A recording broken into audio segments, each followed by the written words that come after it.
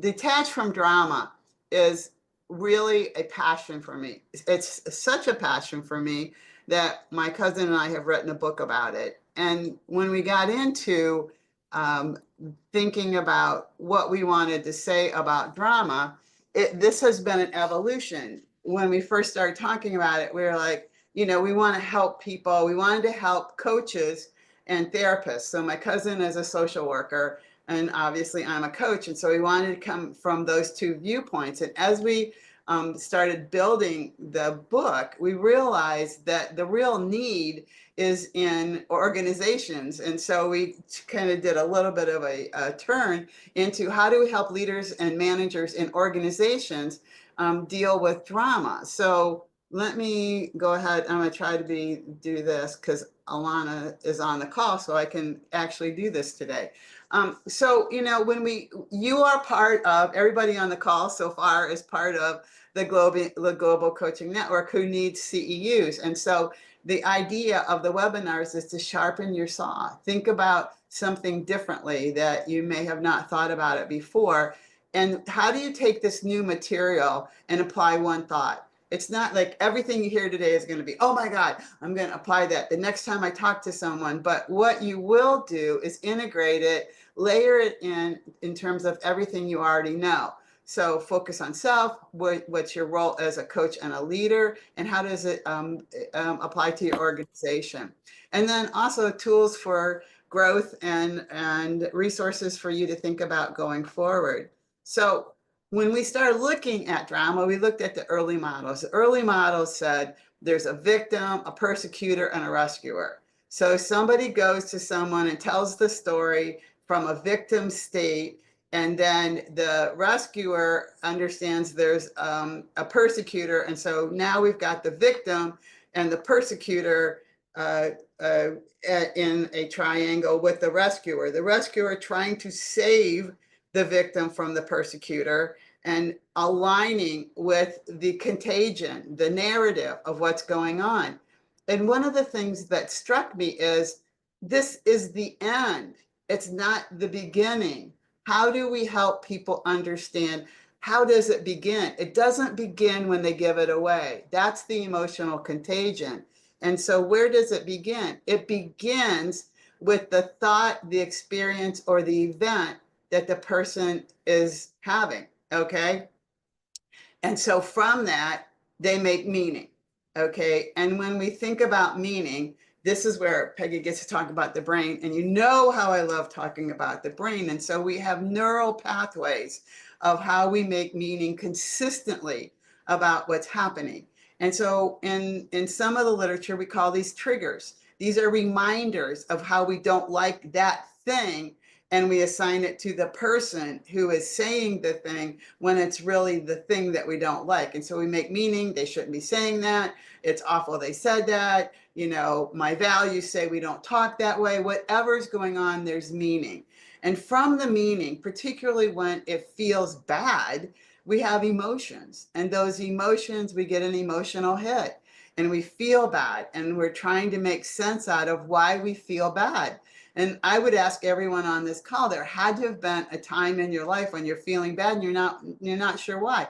I don't know why this makes me feel so bad, but we have that feeling that then we have to make sense out of. And so we build a story. Oh, the reason I feel bad is because my boss ignored me when I asked a question. When I walked through the organization and somebody didn't say hi to me. We build this story about why what happened, and that it's a problem. So it's funny, one of the stories, so the book hopefully will be out April 1st, but definitely by May 1st. The whole book on the detached from drama is talking about stories that illustrate what's happening.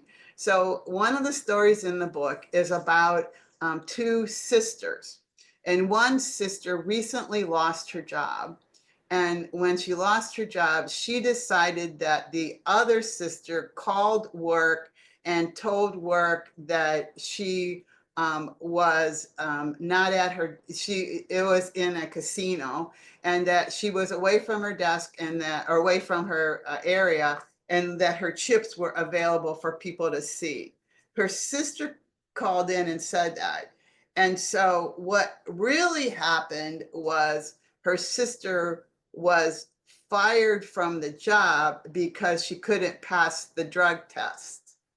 But the story had to be told to the family that it was the other sister that made the firing happen because the person couldn't handle that she brought it on herself. So after she built the story, she went and told the family. And so there's all this craziness in the family.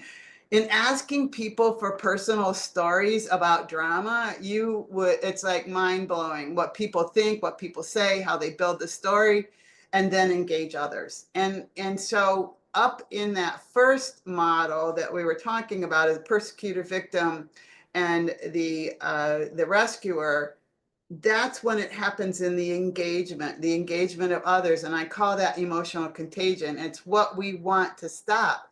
But in order to heal and stop it, we got to go all the way back through and say, okay, what's really going on here?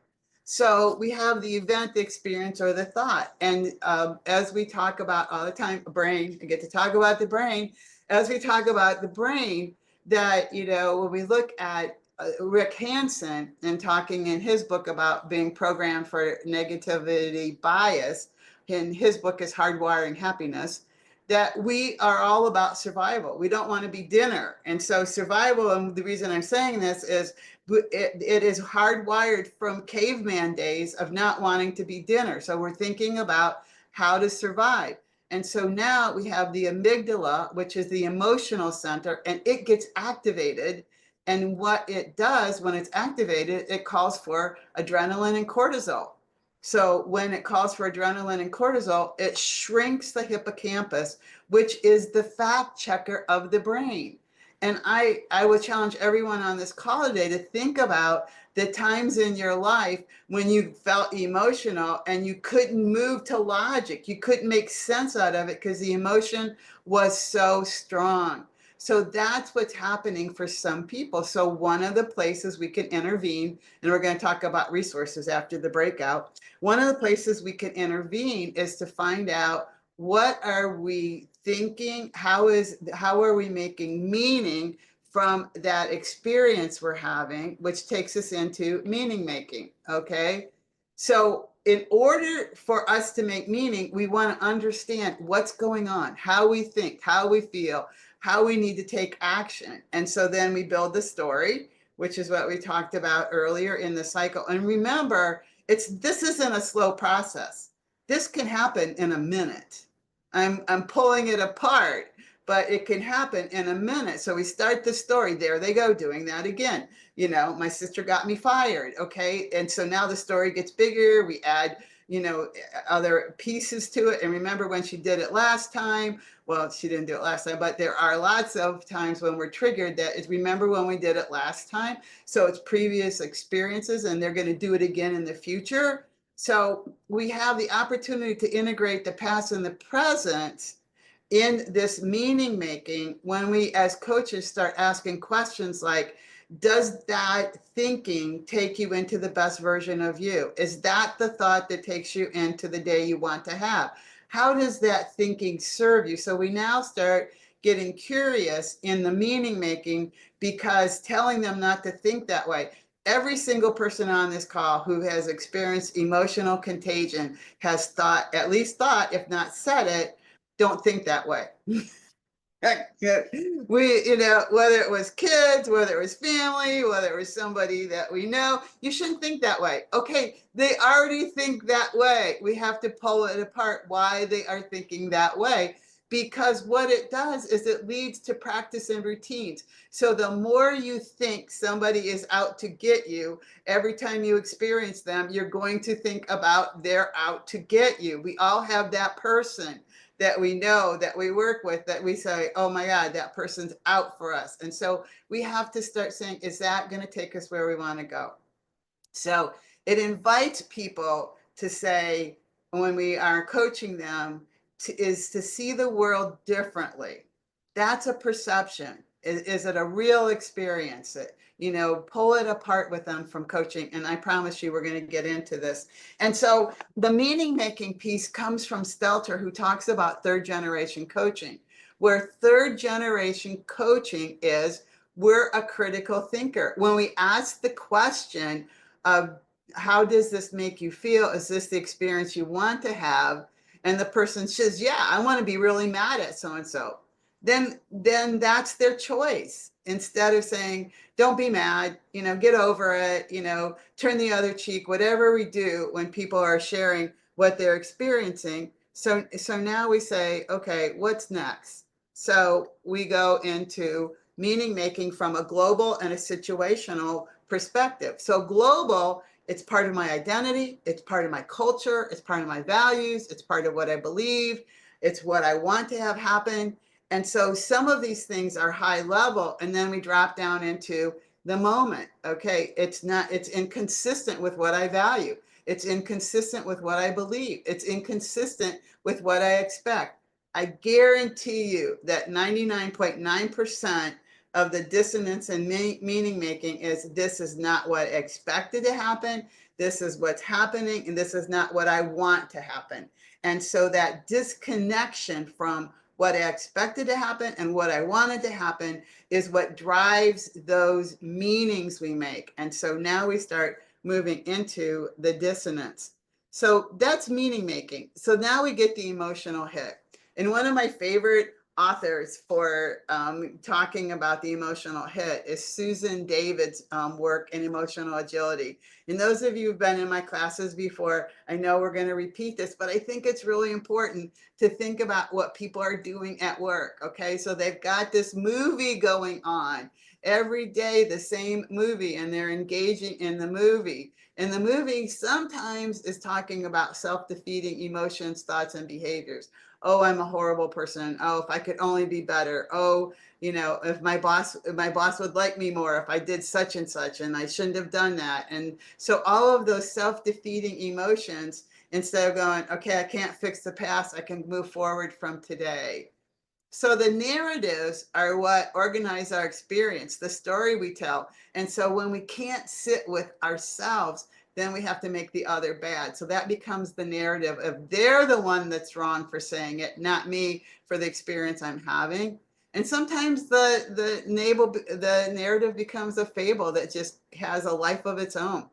So there's a conflict between the stories we tell and the world we want to live in, especially when those stories are keeping us safe. We're hooked. It helps us understand we're not bad, they're bad. And so it really gets us into that us them kind of or way of seeing the world. And by the way, our storyteller is biased.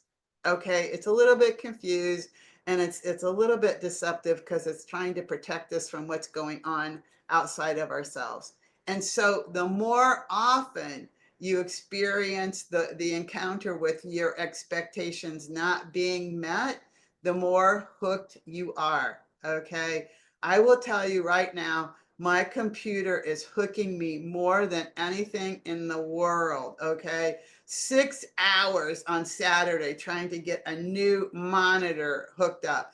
And so what do I say? See, you're not good at technology. See, technology never works. See, proof again that I'm not supposed to live in a technology world, and I want to go back to abacus. Okay, I want us all to have abacuses, and that's how we're going to count things, Mike. Okay, and so the chatter in our mind becomes exhausting. See, it just proves it. And so we're hooked. So when we get hooked, what happens? Okay, the chatterbox is talking. We just add color to it. We might even ask some people for some color. We blend it, we get that emotional punch. And so we blame ourselves for thinking that way. If we just didn't think that way, we wouldn't have this experience. Well, we can change our thinking, and that's what coaching can do too. The monkey mindedness, the chatter, like going on all the time, like going from thought to thought to thought, old outgrown ideas, I think is really critical to the conversation we're having right now, because does what we're thinking align with where we are? Okay, does it's so funny. This is a great conversation about generations. Okay, the boomers are like, why are those Zers doing this? Okay, how we used to come to work and what we used to do when we came to work, and are those outgrown ideas? Okay, working from home, all of those things that happen with how we should do the work we do, how we should be the person we are. Okay, those are outgrown ideas. And then just digging in and being right. Okay, can lead us to some challenges in terms of that hooked formula. I'm right, and that emotional hit is in that space.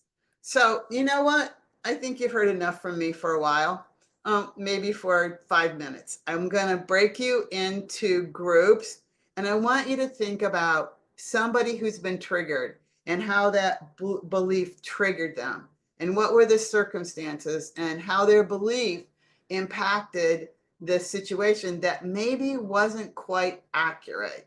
So I'm going to stop the share, put you into groups, and here we go into breakout rooms. And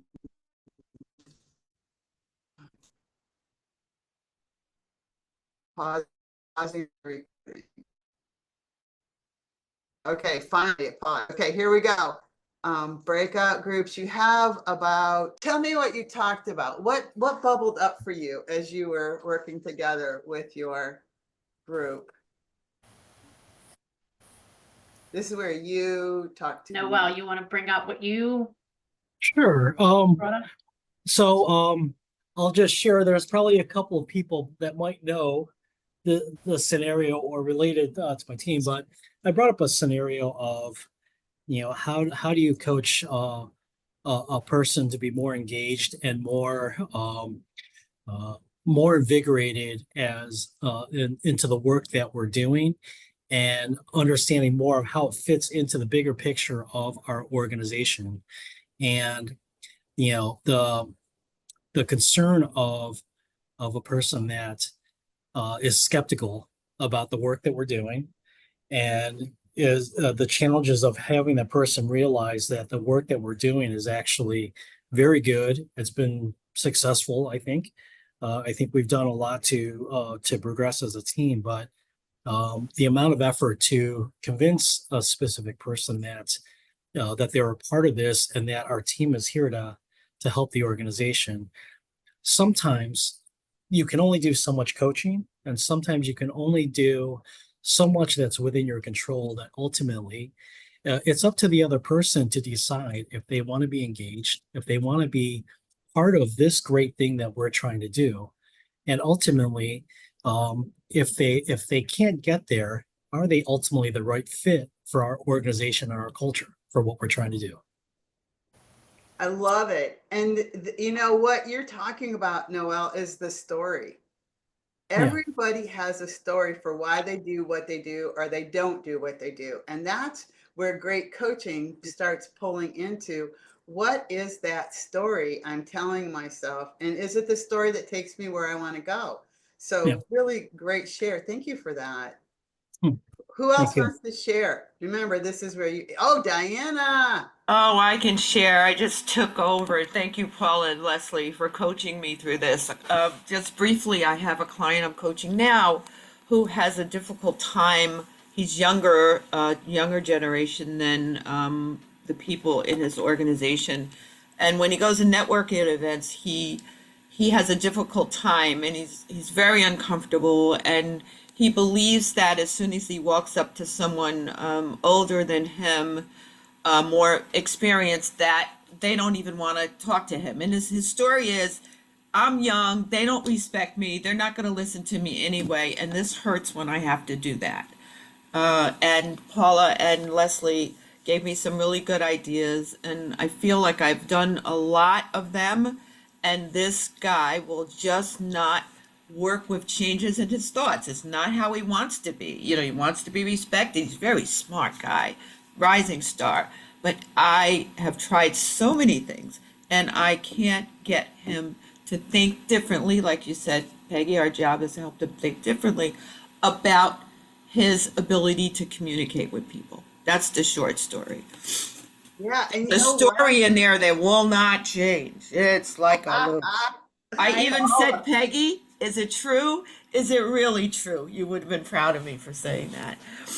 I'm just going to add something that Leslie had suggested as until you are that person, sometimes advice is picture yourself as someone that you want to be or characteristics of someone that you want to be and try that out to kind of give you that sense of confidence or lack of fear until you get there yourself. So I loved that advice from Leslie. Yeah, that's a great takeaway. Absolutely.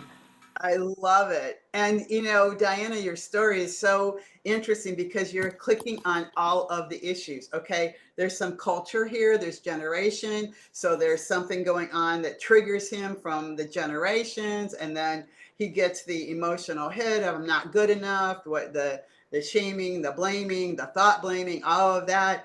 And then it turns into a behavior, right?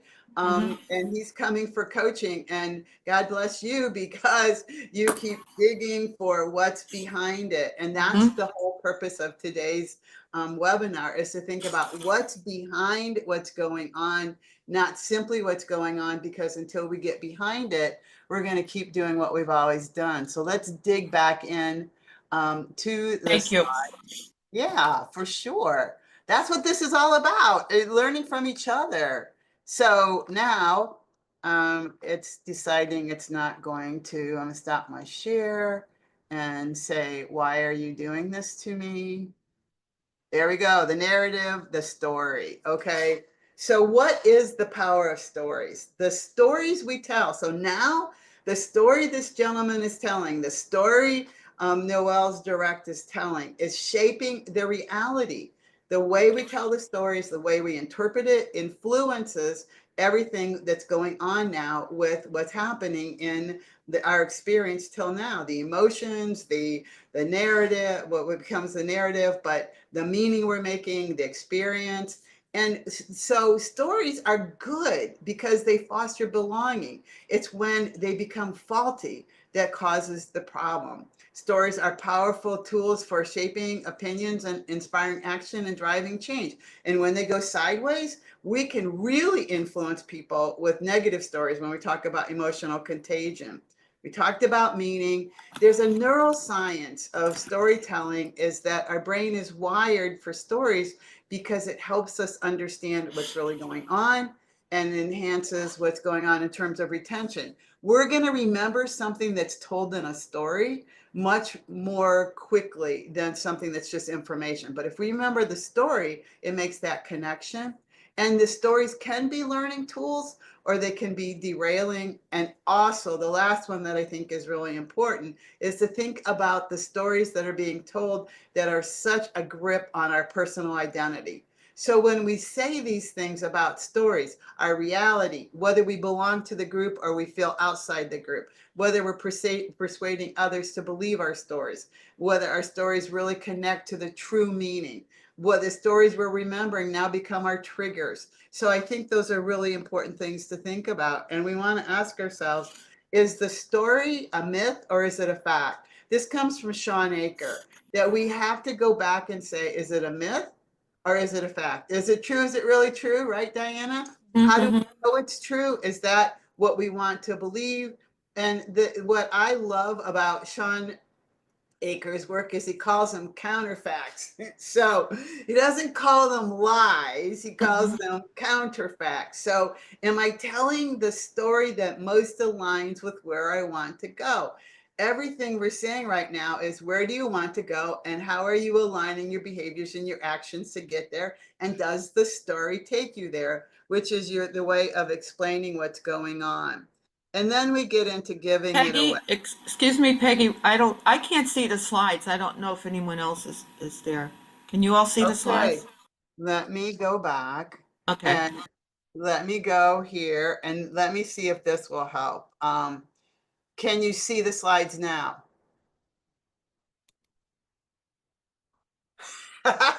Do you know what it's like to go in and see like 15 heads shaking no when you thought you were on a roll? Okay. It's just a real interesting experience. Okay, let me share. Can you see it now?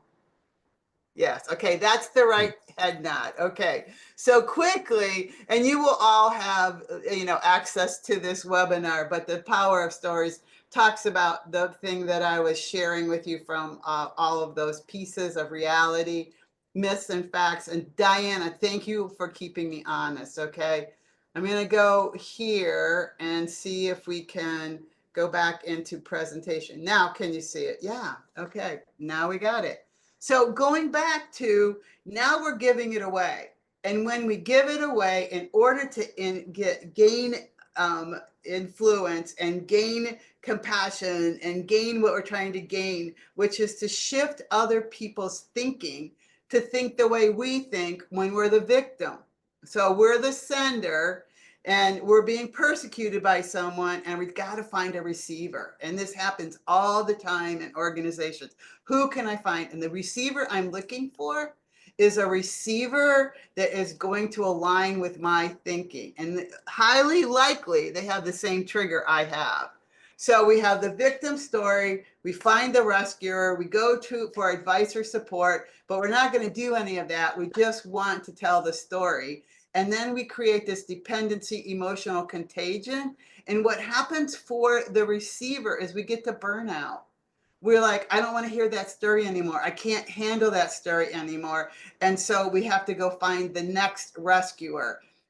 In my former role, one of the managers was this person. She had an awful experience going on with some family, and she kept going door to door to door, or desk to desk to desk, to tell the story so she could find the affinity with what she was describing. And while it wasn't, it was a bad experience, it was distracting. And so we have to ask ourselves, are we doing the work we came to do? Are we being distracted? Does the story take us away from really accomplishing our work? And so here's a few questions. We did a drama survey about a year and a half ago. We asked people what their experience was with being a receiver, okay? And it's people making a fuss about something that's exaggerated. Exaggeration came up almost all the time. And that's true about the story. We have to exaggerate it to get the attention and bring it back to ourselves. So there's some attention seeking that goes on with drama. Again, a desire for attention. And so think about this response, showcased by unhinged, selfish people. So this is when we finally have had it with that as a receiver. They have to go find somebody else. It just feels like it's a great intensity, urgency, neediness, overwhelmed, things aren't going their way. And so these are the experiences of people who are talking about what's going on from that perspective in the survey. So now let's look at how we intervene. We've talked about the why. I really spent a lot of time talking about the why because I want you to know the places we can intervene. Now we're going to talk about how. Okay, so first of all, it starts with faulty meaning making. Okay, cognitive biases, limited perspectives, ingrained assumptions, all those things that showed up in terms of how we make meaning and how we have been maybe even taught to make meaning and sharing. And so we have this in that space. And so it starts with that cognitive appraisal that's catastrophizing, that it's black and white. They shouldn't be doing this because they should be doing that. Overgeneralizing. They always talk this way. They always do this thing. Making it personal. When somebody talks to me in this way, it was about me, not about them. Mind reading. If they only would do this instead of that. Selective attention and confirmation bias. Selective attention is paying attention to what's wrong instead of what's right. And confirmation bias is finding people you know that are going to agree with you. Okay. So we as leaders have to get out of assumptions. We as coaches have to get out of assumptions. So we have to start with questions. Okay. I would say you have to ask 3 questions. Okay. You have to dig for it. They're not going to just give it to you. You have to ask. So what's going on that you would draw that conclusion? Would somebody else having the same experience draw that conclusion. Are there any other ways this could be explained? What's really going on here? And did you talk to the people that you're talking to me about? That question probably should be first. When we have problems with people, we don't always go to the person we're having the problem with. We go to somebody else to talk about the problem. And then maybe we go talk to the person about and ask them, have you asked for clarification for what's involved? Okay, so what do we do as coaches and leaders? Guide them through self-reflective exercises. Has this ever happened before? How have you addressed it when it has happened before? If I have a client, I might ask them to journal. And you know what, Diana, this might be a really good exercise for the person you were talking about is what are the thought patterns you're having and the biases you're having when you're in a networking meeting, okay? We're talking basically about an introvert going to a group with extroverts. And I can't even imagine how that feels. Those of you that tend towards introversion understand this totally. So one of my favorite tools is say, okay, I get it. It feels really bad. Tell me, explain the story from that person's perspective, the other person's perspective. Now you have to have a strong relationship and you have to have trust for them to do it. But sometimes it gets hysterical when we start saying, wow, and they build the story from the other person's perspective. So that's another great tool. So we have to validate the emotions, even though we wouldn't feel the way they feel, they are feeling that way. So we have to start with, I can see this situation is really frustrating for you. Are you open to exploring what happened and a possible way to interpret it differently or just interpret it? I might say, you sound frustrated. What help do you need from me with this process? What's going on? And so what are some coaching suggestions? So we have to actively listen. And when somebody has an emotion, I learned this 40 years ago in a Myers-Briggs training, and that is you have to validate emotions before logic. As soon as you start sharing logic with someone who's in an emotional space, they're going to get mad. Okay, so we don't do that. So we actively listen. Where is that emotion coming from? Is there any cognitive restructuring we can do? What else could it be? And again, we can't start with, if somebody's sharing an emotion, I'm really frustrated with Joe because he did X, and say, well, why did you get upset about that? People don't get upset about that. And we start with trying to talk them down instead of, wow, that sounds really frustrating. What's really going on here? So cognitive restructuring can't occur until we validate the emotions. Dr. Peggy? Yeah. Oh yeah, I just had a comment, especially on the active listening, and I will throw myself out there on this, but when I'm at home, and I'm the victim, which happens all the time, I notice if I'm talking to my kids or my husband and I'm telling them something that I'm the victim about, if they are not listening, I notice that my story is getting bigger and bigger and bigger, trying to get them to listen. And so I really think that active listening is so key to making sure these people feel heard, even if they come to you all the time as the victim. It's that you're definitely going to get the truer version of the story than if you are doing something else or you're on your phone or you're half listening. That is such a great point. We have to escalate in order to keep the attention of the receiver. And if the receiver isn't listening, then we have to go bigger and we have to add and have to make it really sound distressing. And if we can just say, well, tell me more about it. And we've all had the experience when we've been frustrated or angry and we just had to get it out. And then we went, oh, I really don't think that way. But we had to get it out because it's what's behind it. So that's why listening is such a critical part if we want to minimize what's going on from that emotional hit that the person's feeling. Thank you for sharing that. That's a really good point. And so transparency, what I say is in the absence of information, people make crap up. Okay, totally. You know, just like my sister got me fired. Well, she did have information, but sometimes it's like, oh my God, what's going to happen with the business? The business is going down, or the executive committee is behind closed doors making decisions that are going to affect me. Okay. So really, where, you know, again, clarifying with questions, where is that coming from? Do you trust the source it's coming from? How often does this source share information about where it's coming from?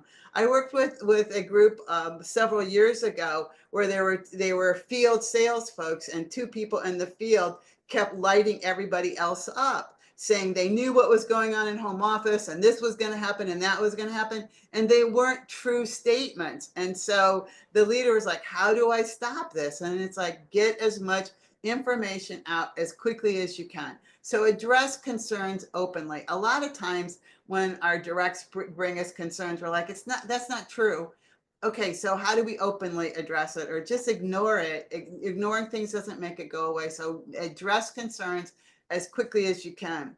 Help clients or direct reports identify gaps in information.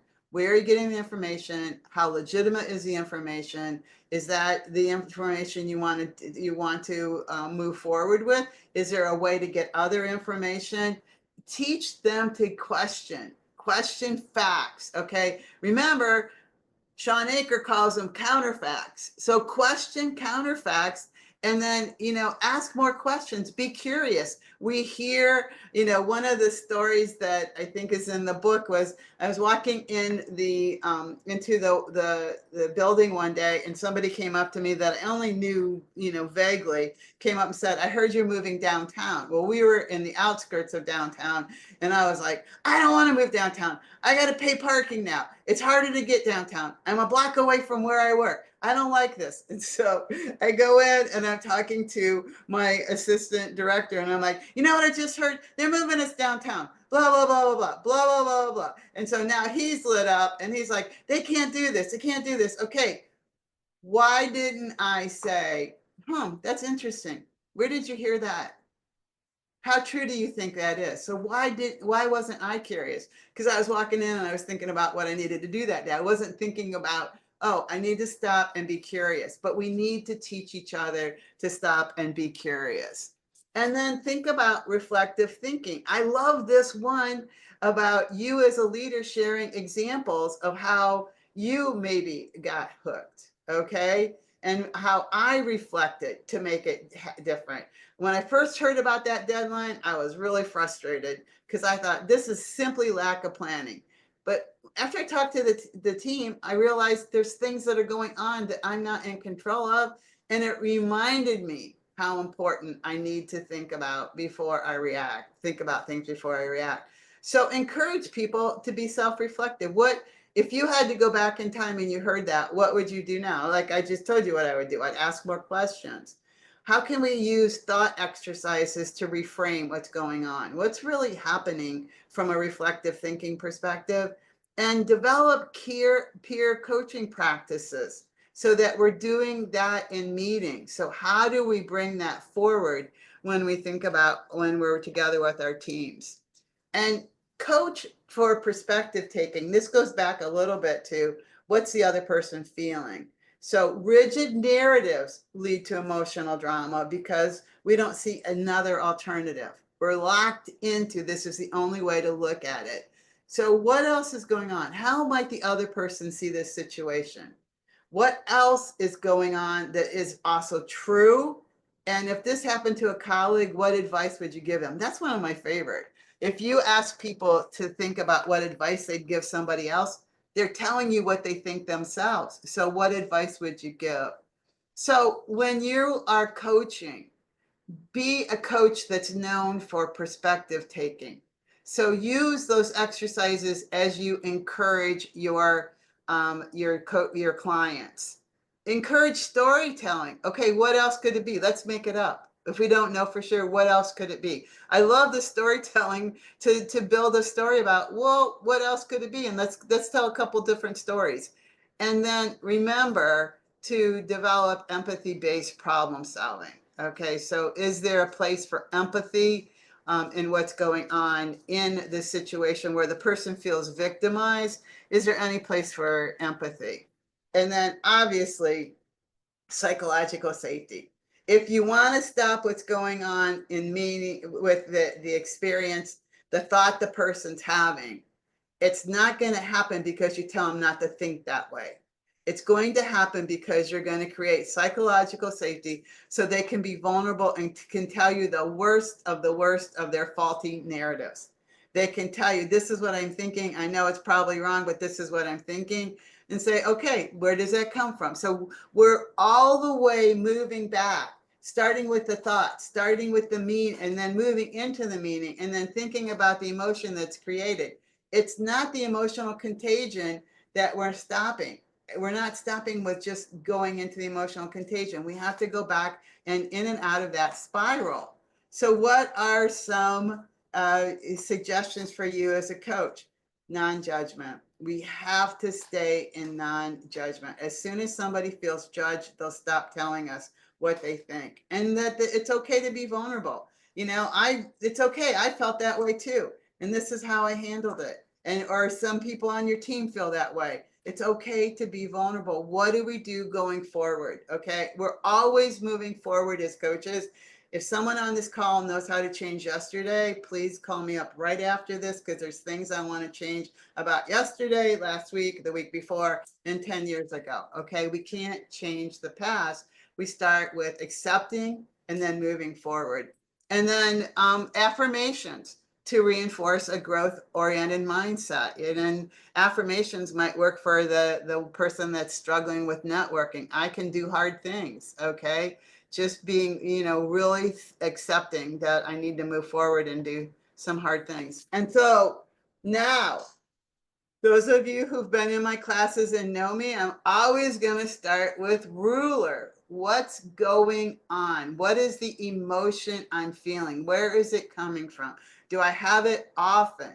So recognizing we have those emotions and being okay with them. We have emotions and we have to accept that that's just part of where we are. I'm reading and listening to Shift right now by Ethan Kross, and he's talking about the emotions come out of nowhere. You know, we think we're controlling our emotions, but they're coming in and can come from nowhere. And so we recognize, there you are. Oh, there you are again. Okay, anger. Oh, there you are again. What are you teaching me? Where is it coming from? What are the consequences? And labeling it correctly. Am I angry? Am I frustrated? Am I disappointed? What is the name of the emotion I'm experiencing? And then how do I express the emotion without causing it to derail me? What do I want to do with it? Instead of yelling at someone in the office, do I want to walk around the block? Instead of yelling, do I want to do some deep breathing? Instead of telling somebody how aggravated I am with them, do I want to write it out? What do I want to do so that I keep myself safe? And then what do I want to do next time? So, you know, I felt all along that when we look at emotional intelligence from Goleman's view, where we are self-aware and we self-regulate, I think we miss these steps. I think we have to self-regulate. But I think once we understand and we label it accurately and we express it in a way that keeps everybody safe, then we can regulate. So I think it's important to think about how we do that. And this is the best I've got. I know it's a little bit blurry, but look at what Brackett has taught us about 100 emotions. We're not just angry. We're not just happy. We're not just sad. We're bored, we're tired, we're fatigued, we're drained. Okay, we don't have the energy to cope with what's going on. Or we're feeling content, satisfied, peaceful, and tranquil. Okay, we're in different spaces and they're all okay. It's, do these emotions take us where we want to go? So now we have questions. What questions do you have for me? What questions do you have for each other? This is where you talk to me. I think the question that I always run into is like, when when do you kind of give up? Like when you have someone who is just constantly, you know, in their head, telling themselves the same story, you feel like you've asked good questions, you feel like you've done your job as a coach, it's been going on for a while. Like, when is the point where you're like, I'm just never going to change this person's mind? And like, what are kind of the next steps that you would take? Okay, so if it's a work-related situation, now we're talking that now we get into discipline, right? Okay, so now we get into high-intensity coaching, and high-intensity coaching says, okay, I understand you're struggling with this. Do you need EAP? You know, and that's a really good question for, you know, you haven't been able to resolve it through coaching. Is this something that goes to EAP? If it's something that you can delineate an action plan for, you could go into high intensity coaching. You have to figure out how to make this work in your life without derailing you.